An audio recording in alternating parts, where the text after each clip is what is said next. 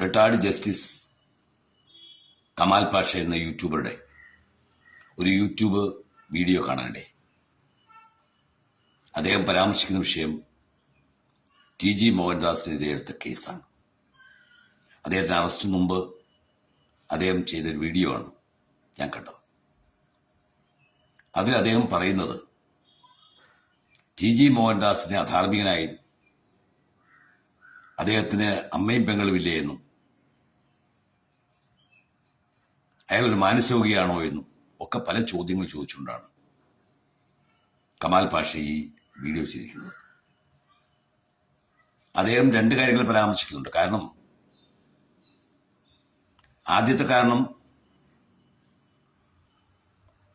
TG Mohandas ഇന്ത്യയുടെ പ്രധാനമന്ത്രിയായിരുന്നുവെങ്കിൽ അദ്ദേഹം ഡൽഹിയിൽ നടന്ന കലാപ ഭൂമിയിൽ ഒരു വെടിവെപ്പ് ഇടുമായിരുന്നു എന്ന് പറഞ്ഞതിനെ പരാമർശിച്ചാണ്.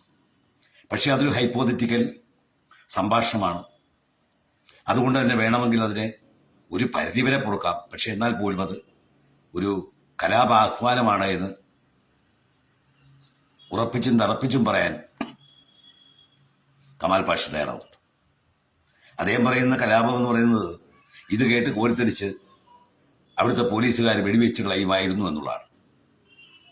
സാർ, ഈ പോലീസിന് കൃത്യമായിട്ടൊരു നിയന്ത്രണമുണ്ട്. അത് തോന്നുമ്പോൾ വെടിവെക്കാനല്ല പോലീസുകാരുടെ ജോലി.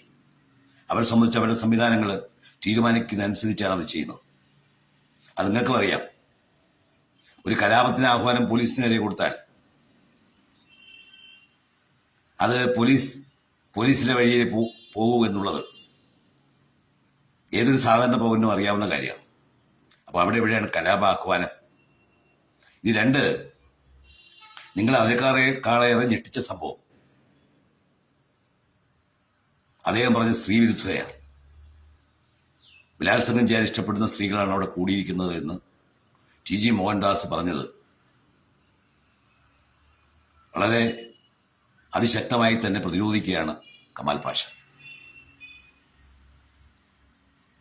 അങ്ങനെ പറഞ്ഞത് മഹാപാപമാണെന്നും നമ്മുടെ വീട്ടിലെ പെൺകുഞ്ഞുങ്ങളെയും ഭാര്യമാരെയും ഒക്കെ ദുഷിപ്പിക്കുന്നതാണെന്നും അത് പൂർണ്ണമായും സ്ത്രീവിരുദ്ധതയാണെന്നും അതുകൊണ്ട് തന്നെ TG മോഹൻദാസ് നടത്തിയ പ്രസ്താവന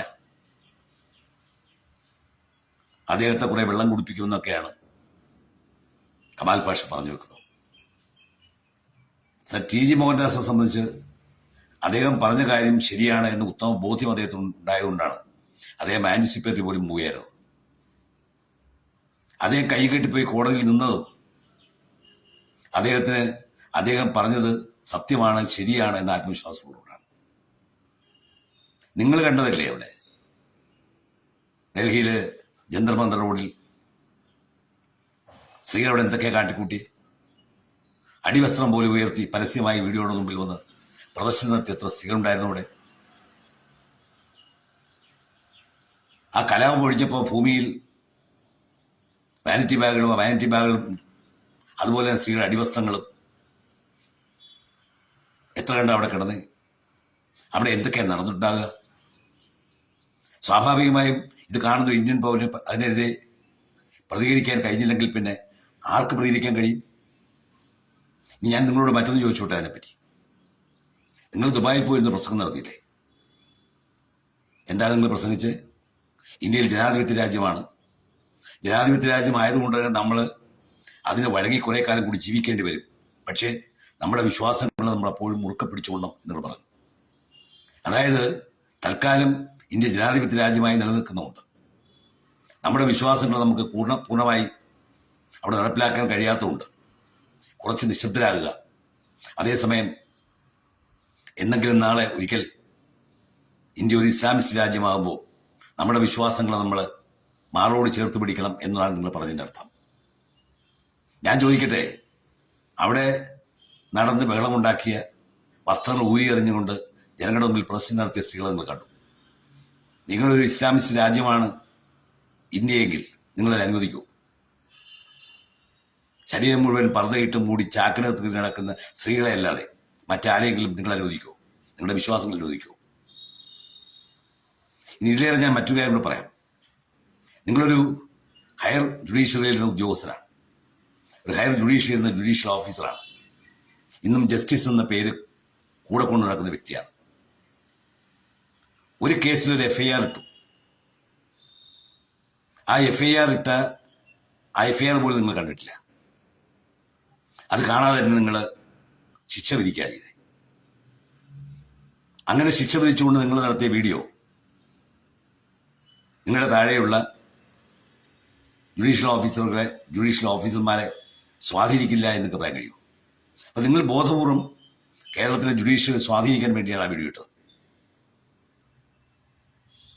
ജുഡീഷ്യറിയുടെ സത്യസന്ധതയിൽ വിഷം കലർത്താൻ വേണ്ടിയിട്ടാണ് നിങ്ങൾ ആ വീഡിയോ ഇട്ടത്. നിങ്ങൾ ചെയ്തത് ജുഡീഷ്യറിയോട് ചെയ്ത ഏറ്റവും വലിയ തെറ്റാണ്.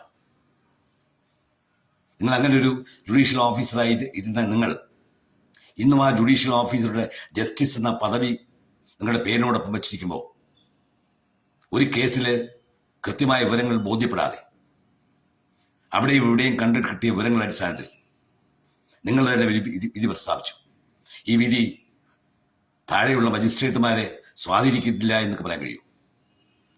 പക്ഷെ ബോധമുള്ള ജുഡീഷ്യൽ ഓഫീസർമാർ കേരളത്തിൽ ജുഡീഷ്യലുണ്ട്. അതിന് തെളിവാണ് TG മോഹൻദാസിന് ജാമ്യം കൊടുത്തത്. പക്ഷെ എന്നാൽ കൂടി നിങ്ങളൊരു റിട്ടയർഡ് ജുഡീഷ്യൽ ഓഫീസർ എന്ന നിലയിൽ ചെയ്തത്